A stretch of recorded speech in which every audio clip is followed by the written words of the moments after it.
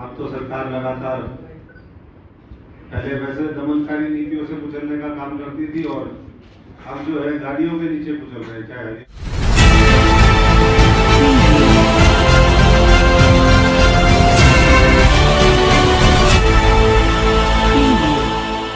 अपना भारत मोर्चा के संयोजक एवं पूर्व सांसद अशोक तंवर आज रोहतक पहुंचे, कार्यकर्ताओं के साथ बैठक की और बैठक के बाद मीडिया से रूबरू होते हुए डॉक्टर अशोक तंवर ने कहा कि पहले सरकार दमनकारी नीतियों से किसानों को कुचलने का काम करती थी, लेकिन अब गाड़ियों से कुचलने से भी गुरेज नहीं कर रही।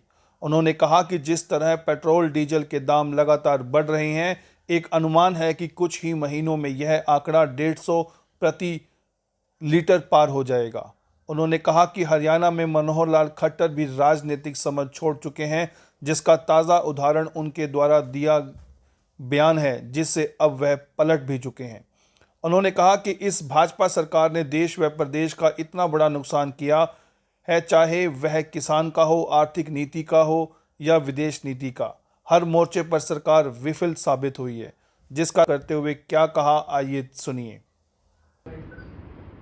पहले वैसे दमनकारी नीतियों से कुचलने का काम करती थी और अब जो है गाड़ियों के नीचे कुचल रहे, चाहे हरियाणा हो चाहे लखीमपुर खीरी हो। और पीछे मुख्यमंत्री जी ने तो एक बयान दिया था, उससे पलट गए वो। तो हम तो इतना ही कहेंगे कि जनता अपनी पूरी मजबूती से लड़ाई लड़े, हम सब भी साथ हैं और ऊपर वाला भी इनको सद्बुद्धि दे ताकि ये कुछ अच्छा काम करके दिखा सके।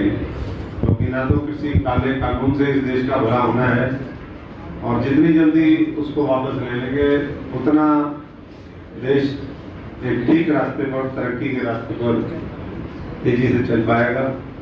पेट्रोल डीजल के दाम तो लगातार पिछले 8-10 दिन से बढ़े हैं और अनुमान ये है कि अगले कुछ महीनों के अंदर 150 रुपये प्रति लीटर वो पेट्रोल और डीजल के दाम हो जाएंगे।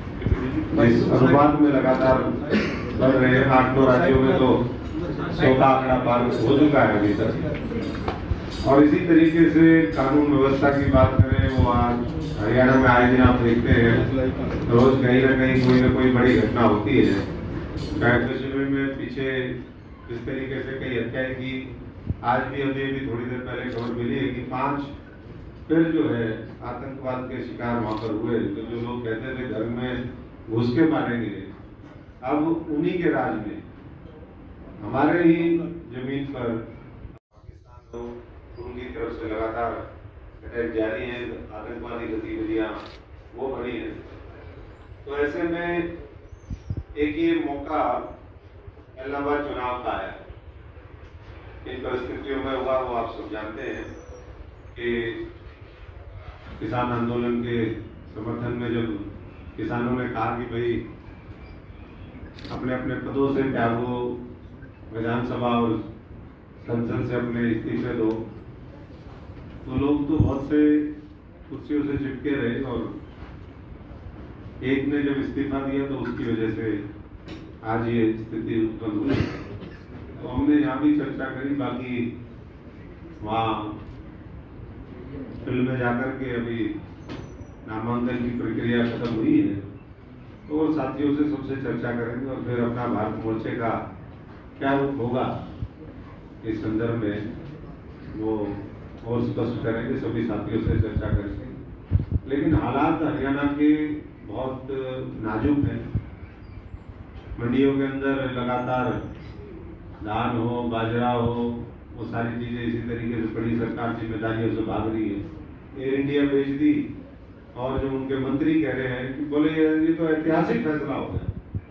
अरे देश को बेचना ऐतिहासिक है तो फिर ऐतिहासिक क्या और होगा, ये आप सब इसकी कल्पना कर सकते हैं।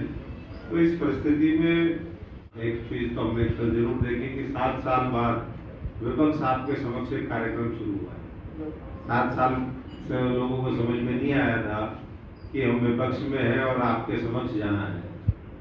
तो आगे देखते हैं ये एक दिन का प्रोग्राम है या क्या होगा, किस तरीके से होगा। लेकिन पूरी तरीके से देश के अंदर कांग्रेस बिखर चुकी है और बड़े टूट की आधार पे जो 5 राज्यों के चुनाव हैं उसके बाद और चीजें स्पष्ट होगी। और ऐसे में मजबूत विकल्प वो हरियाणा भी मांगता है और ये देश भी मांगता है, क्योंकि जहाँ भारतीय जनता पार्टी का 7 साल का कार्यकाल देखा, आज हर व्यक्ति ये महसूस करता है कि इस सरकार ने जितना बड़ा नुकसान इस देश के किसानों को, हमारी आर्थिक नीतियों को, हमारी विदेश नीति को, हमारे चाहे वो और हर तरीके से हम दृष्टिकोण से देखें, चाहे लोगों को, नौजवानों को रोजगार देने की बात हो, हर मोर्चे पे सरकार फेल हुई है। और सेम कहीं ना कहीं हरियाणा की जनता भी गठबंधन सरकार के प्रति महसूस करती है। मैं ज्यादा कुछ ना कहते हूँ, क्योंकि आपके और आज ऐसे हो कि भाजपा के लोगों को, जेजेपी के लोगों को गांव में घुसने ही ना दे, ऐसे में वो क्या चुनाव लड़ेंगे। और वो भी खासतौर से जो ठेठ हमारी रूरल बेल्ट है, जहाँ पर किसानों का बहुमत है, वर्चस्व है, उनकी मजबूत आवाज है, तो देखना तो फील्ड में जाकर के होगा। लेकिन ये है कि लोकतंत्र है, इन्हीं लोगों ने वोट दिए थे, आज वही उनको घुसने भी नहीं दे रहे। तो यही